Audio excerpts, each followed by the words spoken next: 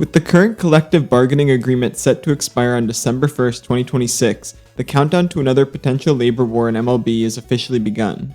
And as the negotiations ramp up, the conversation is predictably dominated by the looming possibility of a hard salary cap. That makes sense. MLB remains the only major professional sports league in the United States without a salary cap, and the last time owners seriously pushed for one, it led directly to the 1994 strike that canceled the World Series.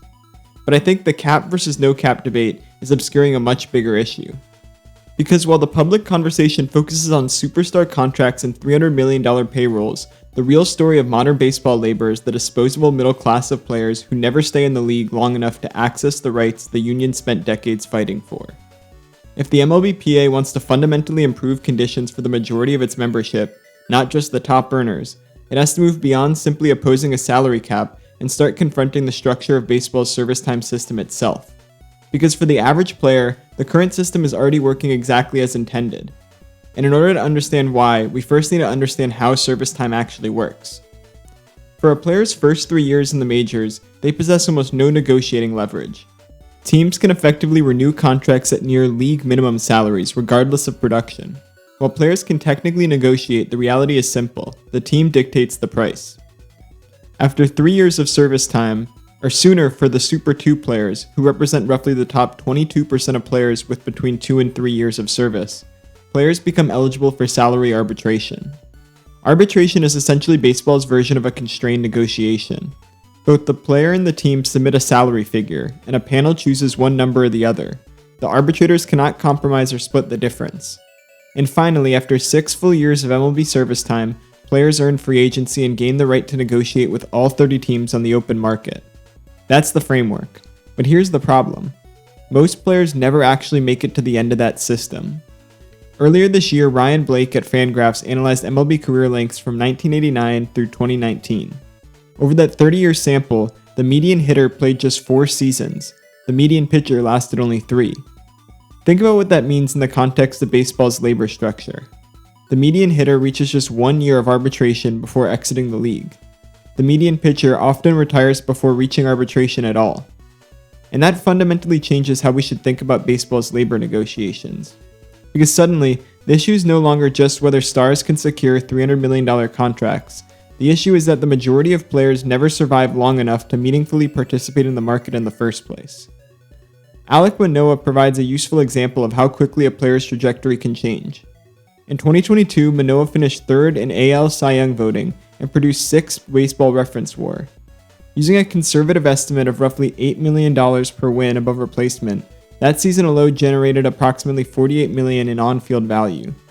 Yet despite producing that value, Manoah was still a pre-arbitration player operating under team control. He couldn't test the open market, negotiate with other teams, or leverage competing offers to increase his salary. Just a few years later, after injuries and performance struggles derailed his career, Manoah found himself designated for assignment and searching for another opportunity. The irony is that the first time he truly participated in a competitive labor market was only after his value to his original team had largely evaporated. And that's what makes the service time system so consequential. Even players who briefly reach elite levels of performance can spend their most productive seasons under heavily restricted compensation structures. For the median pitcher, whose career lasts only about 3 seasons, the opportunity to participate in a true market often never arrives at all. And from the perspective of front offices, this isn't necessarily a flaw in the system. In many ways, it's the feature. Pre-arbitration players are among the most valuable assets in professional sports because they produce MLB caliber value at artificially suppressed wages. A young player making close to the league minimum while producing 2 or 3 wins above replacement is an enormous bargain. That creates a powerful incentive structure. Teams are incentivized to consistently refresh the bottom half of their roster with younger, cheaper labor before the players ever become expensive. This is why discussion about service time manipulation often miss the bigger picture. Sure, delaying a top prospect's debut to gain an extra year of contractual control matters. Fans saw this famously with Chris Bryant and the Cubs. But service time manipulation is really just the visible edge of a much larger system. The deeper issue is that baseball's entire labor structure incentivizes churn. The ideal employee, financially speaking, is not the veteran earning market value. It's the pre-arbitration player earning close to the league minimum. And that brings us to the MLBPA's latest proposal. On May 27, 2026, the union released its opening proposal for the next CBA. The package includes a substantial increase to the league minimum salary, a dramatic expansion of the pre-arbitration bonus pool, an expansion of the Super 2 eligibility from 22% to 44%, and earlier free agent eligibility for players over 30 with at least 5 years of service time. To be clear, these are meaningful reforms. Doubling the minimum salary and increasing bonus compensation reflects an acknowledgement that modern player careers are shorter and more volatile than ever. Expanding Super 2 eligibility is also significant because it attempts to move more players into arbitration before injuries or roster churn push them out of the league. But even with those changes, the core structure remains largely intact. The 6-year path to full free agency still governs the system, and that means that the average player is still unlikely to ever reach true market leverage. The union's proposal mitigates the problem without fully solving it. It makes early career players more expensive, but it doesn't fundamentally alter the incentive structure that encourages teams to cycle through cheap labor as efficiently as possible. And that's important because there's a difference between increasing player compensation and increasing player leverage.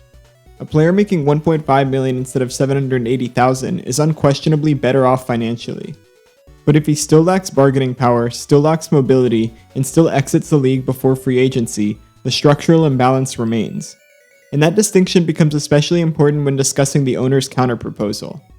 Just one day after the MLBPA released its proposal, the league responded with a framework centered almost entirely around macro-level financial restructuring, a hard salary cap, a salary floor, and a 50-50 revenue split. Notably absent from the proposal was any meaningful reform to service time. Now, some people have argued that a salary floor would help lower-tier players by forcing teams to spend more money. And to some extent that's true, but it's important not to confuse higher payrolls with greater labor leverage. A salary floor does not give players earlier arbitration eligibility. It doesn't reduce the years required for free agency. It doesn't prevent teams from relying heavily on pre-arbitration talent. A team can meet a payroll floor while still treating large portions of its roster as disposable labor. Because a salary floor changes how much money teams spend. It does not necessarily change who controls the labor market. And that's why I think the current labor conversation is incomplete, because the debate we're having isn't really about the same players we're talking about here. The public debate is overwhelmingly centered on whether MLB should adopt a salary cap. Owners frame it as a competitive balance, players frame it as market suppression, and historically, the union's resistance makes complete sense. The MLBPA spent decades building the strongest free agent market in American sports, and they understandably view a hard cap as an existential threat to that achievement. But while both sides fight over the economics of superstar contracts, the average player remains stuck in a system designed around impermanence. The median pitcher never reaches free agency. The median hitter barely experiences arbitration. The rights that generations of players fought to secure increasingly belong to a shrinking portion of that MLB workforce.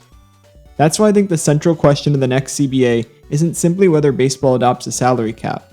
It's whether a labor system built around 6 years of team control still makes sense in a sport where most careers don't even last that long.